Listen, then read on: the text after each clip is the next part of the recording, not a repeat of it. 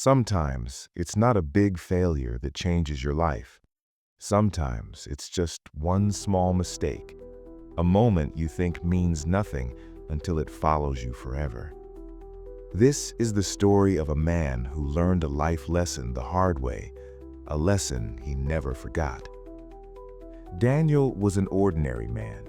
He wasn't rich, he wasn't famous, he didn't dream of changing the world.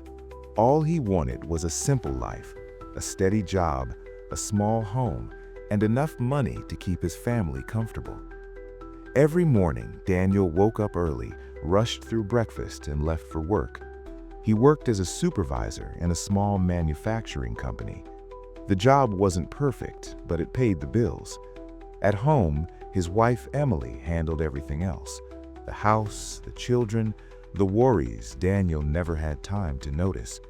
She often said, "Daniel, slow down a little. You're always in a hurry." He would smile and reply, "I'll rest later. Right now, I need to work." He truly believed hard work was enough. That belief guided his life. One evening, Daniel came home tired and irritated. It had been a long day. Deadlines were missed. His manager blamed him for things out of his control. When he entered the house, Emily was waiting. She looked worried. "Daniel," she said softly, "I need to talk to you." He didn't look at her. He dropped his bag and sat down. "I'm exhausted. Can it wait?" Emily hesitated. "No, it's important." Daniel sighed loudly. "What is it now?" he asked. Emily gathered her courage and said, "The school called today. Our son is struggling, and the fees are due next week." Daniel snapped. "Do you think I don't know that? I work all day for this family. Can't you handle one small thing?" Emily tried to explain. "I just thought we should plan." "Enough," Daniel said sharply. "Stop adding problems when I walk in the door." The room went silent. Emily didn't argue. She didn't cry. She simply turned around and walked away. And Daniel, he didn't think much of it. That was the mistake. A small one, at least that's what he believed. Days passed. The house felt different. Emily spoke less. She stopped sharing her worries. She stopped asking questions. Daniel noticed it, but ignored it. He thought, at least there's no stress at home now. Work kept him busy. Life kept moving forward. Then one evening, Daniel came home and felt something was wrong. The house was quiet, too quiet. No sound of cooking, no sound of laughter, no voice calling his name. On the kitchen table, there was a note. Just one line: "I've gone to my mom's place. I need some time." Daniel felt a tightness in his chest. Not anger, not fear, confusion. "She'll be back soon," he told himself. "She just needs space." But days turned into weeks. Emily didn't return. The kids asked questions Daniel couldn't answer. At work, his mind wandered. At home, the silence felt heavy. That's when he realized something. The house wasn't peaceful before. It was alive. One night, Daniel sat alone in the living room. No dinner waiting, no conversation, no warmth. He replayed moments in his mind. All the times Emily tried to talk. All the times he brushed her off. All the times he said later. He remembered her face that evening. Not angry, just tired. That's when it hit him.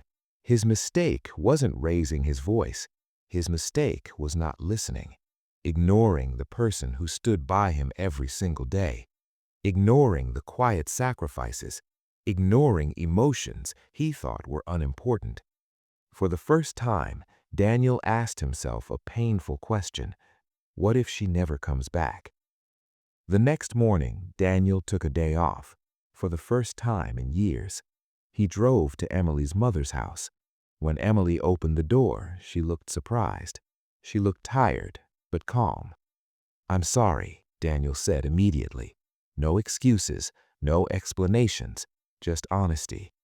Emily stayed silent. "I thought providing money was enough. I thought listening wasn't necessary. I was wrong." His voice shook. "I made a small mistake, but I understand now it wasn't small at all." Emily's eyes filled with tears. "I never wanted a perfect life. I just wanted to feel heard." Those words hit Daniel harder than anything before. In that moment, he finally understood. Love doesn't ask for big promises. It asks for attention. Daniel didn't promise to change overnight. He promised to try, to listen, to slow down, to be present. Emily returned home. Life didn't suddenly become perfect. Bills still existed. Stress still existed. Problems didn't disappear. But something had changed. Daniel sat with his family at dinner. He asked questions. He listened without interrupting. When Emily spoke, he looked at her, and that made all the difference. That one small mistake stayed with Daniel forever because it taught him a powerful life lesson. Sometimes the biggest damage comes from the smallest neglect. Sometimes silence hurts more than harsh words. And sometimes people don't leave because they stop loving you. They leave because they feel invisible. If someone in your life is trying to talk to you today, listen. If someone is asking for your time, give it. Because not every mistake gets a second chance, and not every lesson is this forgiving.